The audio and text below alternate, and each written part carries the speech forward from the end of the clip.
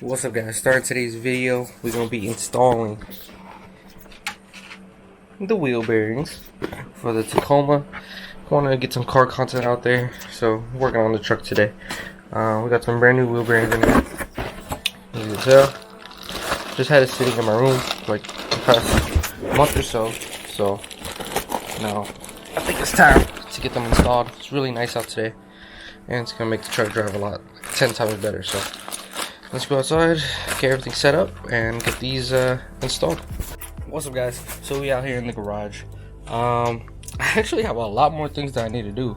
Like, I still need to tear the rear end of this hatch apart, clean everything up, put everything back together. The car is pretty much perfectly ready to go. Then I gotta work on the truck also. Just a lot of things I gotta do. Give you guys an update. I broke my camera, so I'm using my Osmo's Pocket again for vlogging and stuff. But I didn't really break it. I could still use it, but I can't charge it. The camera is it got melted, so the bottom half of the camera is all melted, like where the battery's at.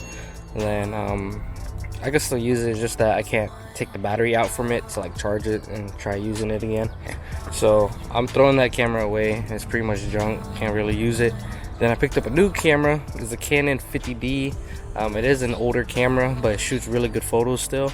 It has a $500 lens on it. Then they came with 2 extra lenses, and they came with a whole bunch of like flashes, you know, props for like outside shoots, some other stuff. It was a really good deal for the amount of stuff that I got.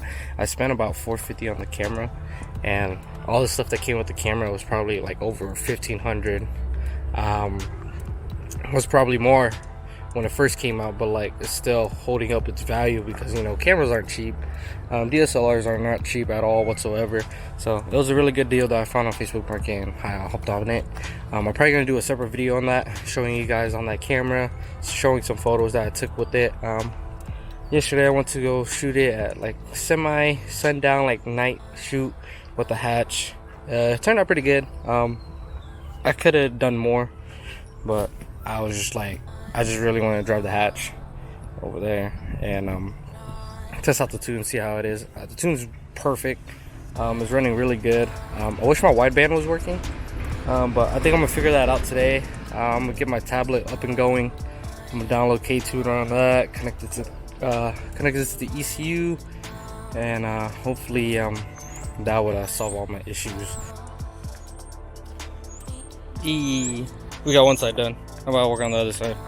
I'll probably show the other side more in depth, but it's like 2 bolts, or about the wheel, 2 bolts, take the caliper off, take the rotor off, take the cap on the hub off, then you take the axle out, and boom, that's pretty much it.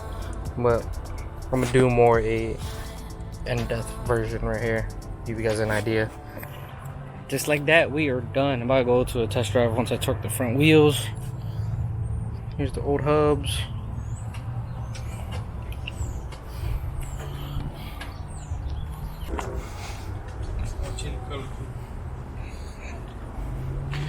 Out here, man.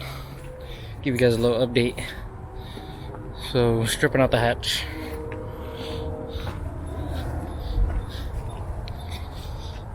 Got hella plastic parts over here. Trying to get all my snap-on tools together because I got warranty them out. But here we go. Everything's all stripped out. Debating on getting a bolting cage or pay for an actual cage to get done, but from the funds and everything, I think bolting cage is gonna be the best bet. Then after we do that, then we're gonna get it painted, or I get it painted then get the bolting cage, either or. Cage is gonna be in here. I still have the rear support, which I could probably remove if I wanted to, but everything back here is all gone, all tucked, pretty much almost ready for paint. Take some of the sound ending out with some dry ice, loosen the cut, or lose some weight from the car and should be ready to go. Super hype. I think this back area being one color with the car is gonna look super sick, or even white. It's gonna be awesome to see once it's all done. I am tearing the interior apart again. So if you guys didn't know, I got a plug, which is right here, which is to charge my tablet for my gauges whenever I turn it on to ignition, and it keeps it charged when the car is running and when I'm driving around and stuff. But now I got it wired up right here. Probably gonna tap into the same wires for my wideband, but if it's not enough power, I'll find something else. But yeah, right now I'm tearing this interior apart again, and I gotta take this out, put the new wideband in. I got an AEM one right here, Series X, or the X series. I was recommending on getting this because the O2 sensor rarely goes bad on these ones for some damn reason, and you don't have to calibrate these. All you gotta do is just pretty much plug it in, put it into your, your exhaust piping or whatever, where you have it at, your test pipe or your cat or whatever, and it'll start reading right away, and you don't have to calibrate it, and that's pretty much it. And they said these O2 sensors rarely goes bad, and if we do need to replace some, it'll be like a Bosch sensor or something like that. I don't know exactly, but then other people are saying like all these widebands are the same. I have a feeling that these are better. I see a lot of people rock these instead of the innovative ones, and there's always bad reviews on the innovative ones, so that is why I got rid of the innovative wideband and switched over to AEM. I'm gonna put it right here.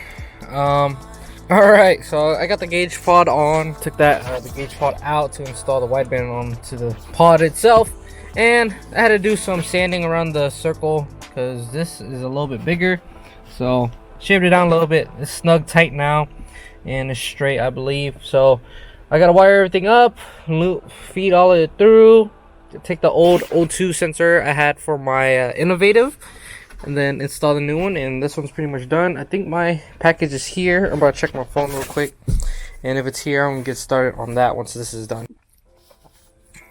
Alright, I have everything wired up. It should work, but let's see.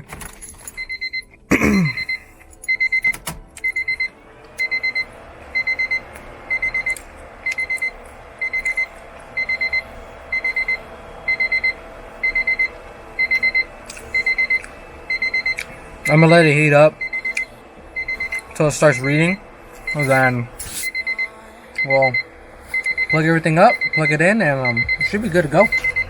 I'm gonna wire tuck all this stuff, make it a little bit more cleaner, and put everything back together, and get the O2 in, have this one working, then we'll move on to the next thing, which is my spacers, which came in. So the front fitment should be looking really good, so I'm excited. We're gonna be installing these 25 mils. Right now I got 5 millimeters, so this should make these stick out a little bit more. And yeah, I brought all my tools from work to get this done. Sucks that the sun's already going down, but I didn't think it was gonna take that long to wire it up, but it did. So I'm gonna try to hurry up, finish this up, then take some pictures, and hopefully finally get to drive this on the weekend or whatever, whenever it's nice out, with the new little look and with the AFRs finally in, and I can finally do some readings on how the tune is. I haven't checked the AFRs ever since I got the tune, but the car's running good, so now I got the AFRs, I can always check, see if anything goes wrong, if I need to make some fuel changes or whatsoever. So let's get started on this, and then I'll show you guys that once that's up and going, and yeah.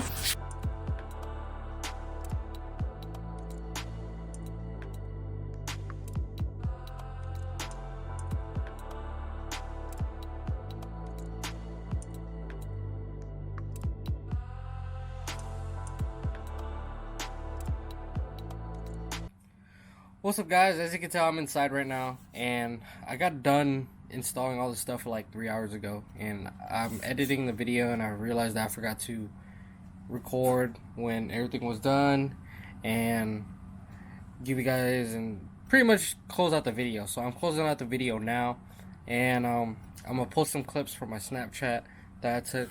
And man, the car's looking good. It got the major, I think it's the major parts, like key parts to have on the car that makes it look good and functional.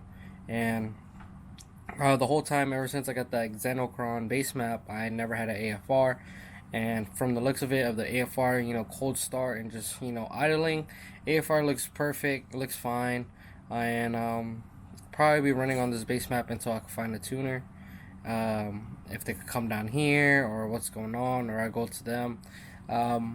We will see. The tune is pretty much fine. The AFR reads pretty good. I won't know until I start driving the car around and looking at the AFRs, but as of right now in idling, it looks perfect, and I don't have any issues with it. So if I do, I'll probably change the fuel map and clean it up that way. But if you guys could give this video a like, comment, and subscribe, I'd appreciate it. I'm out.